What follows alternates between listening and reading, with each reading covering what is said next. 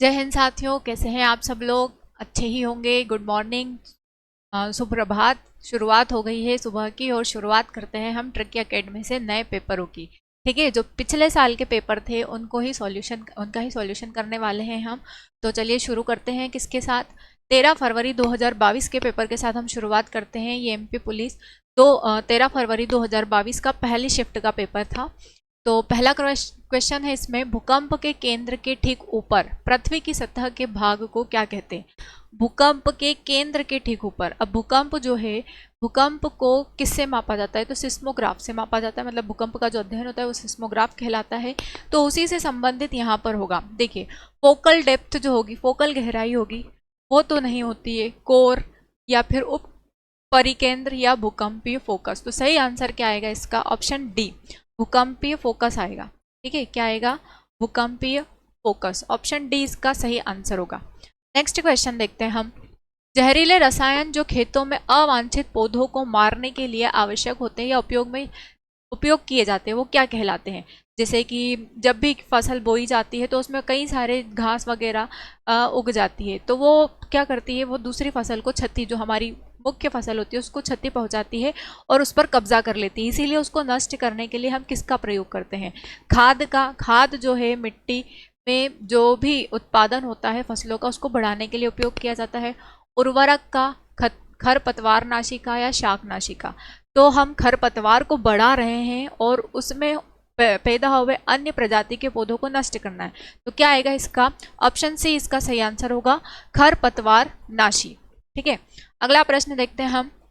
केचुए में उपस्थित पारेणिका का कार्य है। पारेणिका को क्लाइटेलम कहा जाता है। क्लाइटेलम या साइटेलम कहा जा सकता है। तो ये किस लिए होता है, निषेचन के लिए होता है, कोकून गठन के लिए होता है, उत्सर्जन के लिए होता है, या गतिवान होता है। तो ये क्या होता है, ये एक रेशे जैसा बना लेता है, तो उसको क्या कहा जाता है, कोकून गठन। ऑप्शन बी इसका सही आंसर होगा। ठीक है, अपने आसपास एक लेयर बना लेता है वो, तो ऑप्शन बी इसका सही आंसर होगा।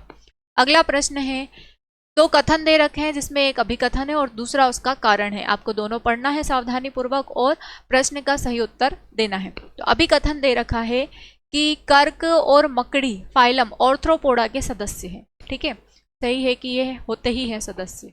आर है, शरीर का पूर्वकाल भाग एक अलग सिर बनाता है जिसमें इंद्रिय अंग और क्यूटिकल एक्सोस्केलेटल होता है। मतलब कि आर भी सही है, तो आर ए के लिए सही स्पष्टीकरण है।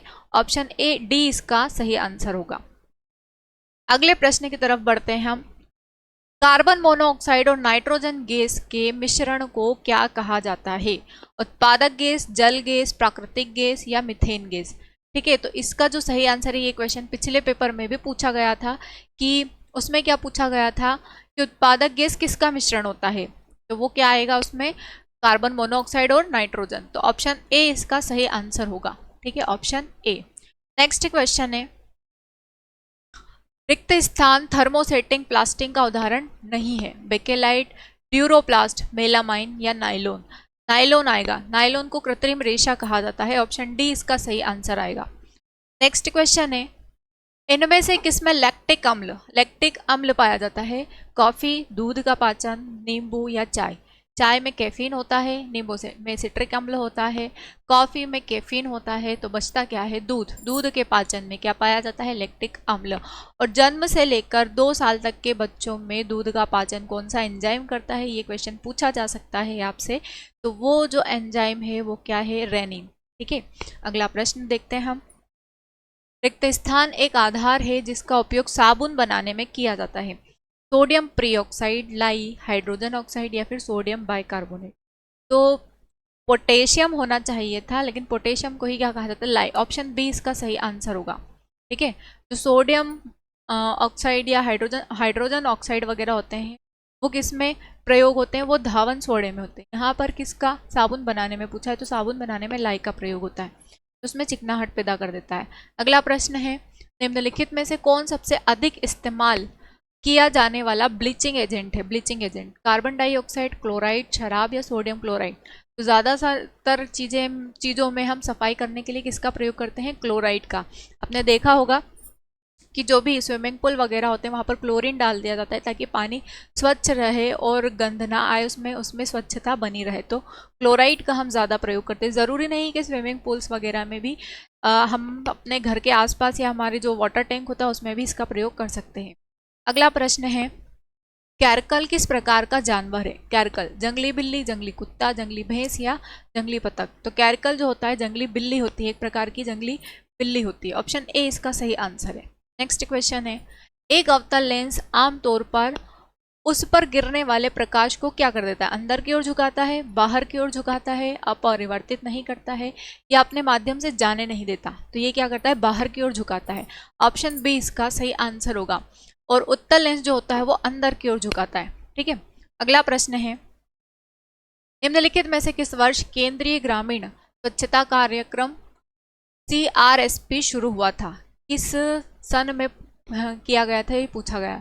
1986, 1990, 1995 या 1999? तो इसका सही आंसर क्या आएगा? 1986। ऑप्शन ए इसका सही आंसर है। नेक्स्ट क्वेश्चन है, बाल रोग, जो छोटे बच्चे होते हैं ना, उनके रोग के जनक कौन है? हिप्पोक्रेट्स, अब्राहम जैकब, मेंडल या फंक? तो इसके जो जनक है, फादर ऑफ पीडियाट्रिक्स, वो कौन है? Abraham Jacob. ऑप्शन बी इसका सही आंसर है। नेक्स्ट क्वेश्चन है, निम्नलिखित में से किस मंत्री ने जल शक्ति अभियान की शुरुआत की? जल शक्ति अभियान, ठीक है, जल के बारे में सबसे ज्यादा जो किसने बताया वो है नरेंद्र मोदी, नरेंद्र दामोदर दास मोदी। ठीक है, ऑप्शन डी इसका सही आंसर है। यही हमारे प्रधानमंत्री हैं और यही नीति आयोग के भी अध्यक्ष हैं। निम्नलिखित में से कौन नरयुग्म में ध्वजांकित होते हैं? नरयुग्मक में ध्वजांकित होते हैं कौन है? एनाबीना, पॉलीसिफोनिया, फैगनम या एक्टोकार्पस? तो इसका सही आंसर क्या आएगा? एक्टोकार्पस। ऑप्शन डी इसका सही आंसर होगा। ये हमने 13 फरवरी 2022 के पहले शिफ्ट के क्वेश्चन कंप्लीट कर लिए हैं। सॉल्यूशन भी इनका बता दिया है कि क्या सही आंसर होगा। हो सकता है आपके पेपर में इन्हीं में से कोई क्वेश्चन आ जाए, तो प्लीज़ प्रीवियस ईयर के पेपर ज़रूर देखिए, आपको एक आइडिया लग जाएगा कि एग्ज़ाम में किस तरीके से क्वेश्चन पूछे जाते हैं और पूछे जा सकते हैं। और हो सकता है इनमें से कुछ क्वेश्चन आ भी जाए आपको। तो प्लीज़ हमारी वीडियो को ज़्यादा से ज़्यादा लाइक करें, शेयर करें, सब्सक्राइब करें। जय हिंद साथियों।